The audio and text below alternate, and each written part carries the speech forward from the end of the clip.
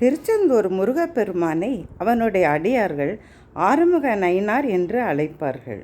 அப்பெருமான் எத்தனையோ அற்புதங்களை நிகழ்த்தி திருவிளையாடல் செய்திருக்கின்றார். 17ஆம் நூற்றாண்டின் மத்தியில் டச்சுக்காரர்கள் ஆறுமுக நயினாரின் விக்கிரகத்தை கடத்தி சென்றனர்.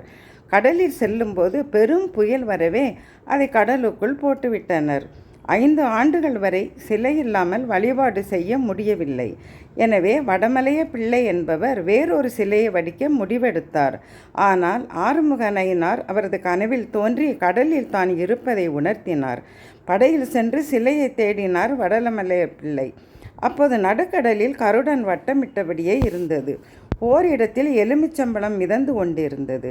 கனவில் வந்த ஆறுமுக நயினார் சொன்ன இடம் இதுவென்று அறிந்தார். அந்த இடத்தில் மூழ்கி பார்த்தபோது ஆறுமுக நயினார் சிலை கிடைக்கப்பெற்றது.